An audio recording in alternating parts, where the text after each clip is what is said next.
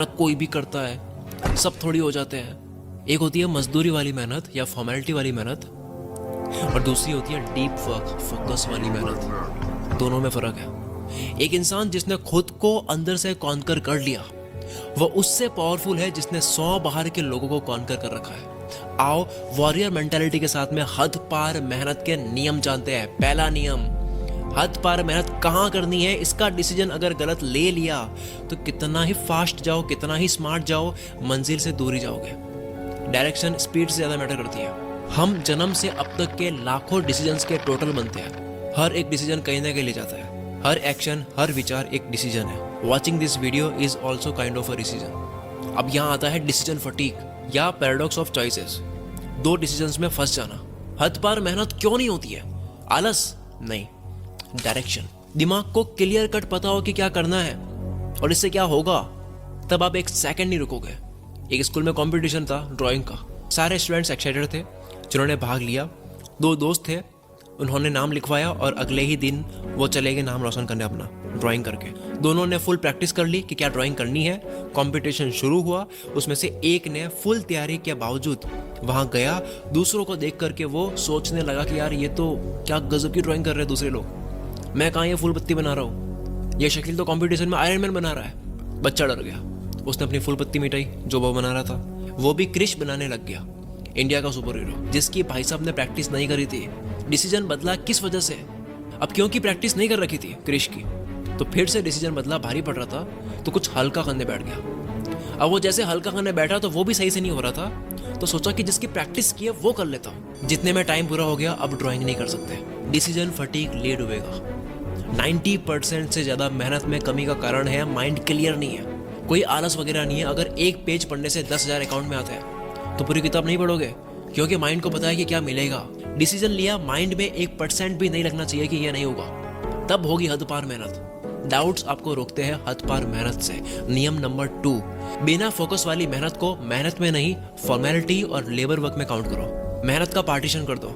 लोग कहते हैं कि crypto is the future, NFT, metaverse, artificial intelligence, electric vehicles, technology, ये सब फ्यूचर है, पर डीप वर्क और फोकस्ड माइंड रियल फ्यूचर है।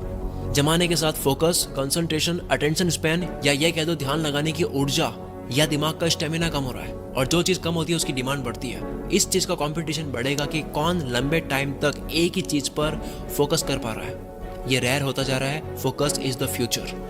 फोकस खराब होता है कुछ ब्रेन डैमेजिंग हैबिट से। Focus is what? सही मायने में फोकस क्या है? दिमाग की हेल्थ ही ना, जिसमें 8 करोड़ 60 लाख सेल्स होती है। ये च्युइंगम जैसा 2 कानों के बीच खोपड़ी में भरा हुआ मांस है। यही तो हथियार है जिसकी सर्विसिंग नहीं हो रही है, तो फोकस खराब हो रहा है। And focus is the future. Focus खराब होता कैसे है? Number 1, multitasking. जो लोग चौड़ दिखा देना, मैं ये भी कर सकता हूँ, फिर ये भी कर सकता हूँ, ये भी कर सकता हूँ, कुछ नहीं होगा। मैं सिर्फ ये कर सकता हूँ, ये फोड़ेगा।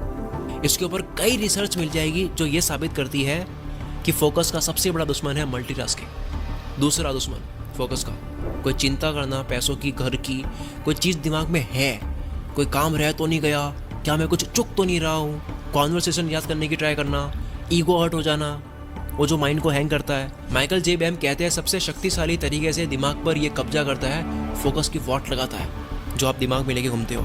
फोकस का तीसरा दुश्मन डिवाइसेस के नोटिफिकेशंस। चौथा फटीग, जो स्लीप की वजह से होता है। बाकी डाइट वाइट आपको सब पता है। बिना फोकस मेहनत नहीं है, मजदूरी बोलो उसको। उसे हद पार मेहनत बोलकर टर्म खराब मत करो। फोकस में काम करने से होगा क्या? अंडरस्टैंडिंग अलग होगी, इंटेलिजेंस लेवल हाई होगी, चीजें फास्ट समझ आएगी, रिकॉलिंग पावर तेज होगी, टाइम पे सब कुछ याद आएगा, क्रिएटिव विजुअलाइजेशन बढ़ जाएगी, आंख बंद करोगे अंदर की दुनिया दिखाई देगी। 10 घंटे का काम 1 घंटे में करके शाहरुख खान की तरफ फ्लैक्स करोगे जो वीडियो में दिख रहा है। थॉट्स कंट्रोल में हो गए। फोकस के साथ में काम करने से थॉट्स कंट्रोल में हो गए। ध्यान कहाँ देना है ये एबिलिटी आपके हाथ में होगी। पीस ऑफ माइंड होगा। परेशान करने वाले थॉट से फ्रीडम। कौन से थॉट की सीढ़ी लगानी है दिमाग में वो आप डिसाइड करोगे। सेल्फ कॉन्फिडेंस बढ़ जाएगा, इनर स्ट्रेंथ बढ़ जाएगी, विल पावर बढ़ जाएगी, दृढ़ निश्चय बढ़ जाएगा, ओवर थिंकिंग रुक जाएगी, टालने का कीड़ा मर जाएगा, जीवन अच्छा लगने लगेगा, हैप्पीनेस बढ़ जाएगी। अब करो मेहनत, कैसे नहीं मिलते रिजल्ट्स। रही बात लोगों की जो आपका फोकस तोड़ते हैं, तो उसमें मैं एक लाइन फ्रैंक सिनात्रा की बोलूंगा, लोग डिस्टर्ब करते हैं क्योंकि आप उन्हें करने देते हो। हद पार मेहनत नियम 3, माइक्रो पार्ट्स मिलकर कुछ नया बनाते हैं। ये एक यूनिवर्सल लॉ है।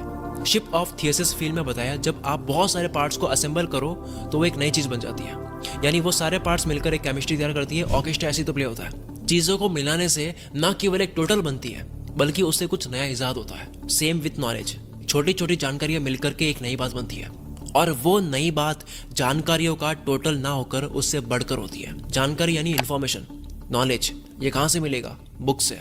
और आज तो बुक्स पढ़े बिना ही आप ऑडियो में कंज्यूम कर सकते हो, जिसके लिए बेस्ट प्लेटफॉर्म है कुकू एफएम, जहां 10,000 ऑडियो शोज है।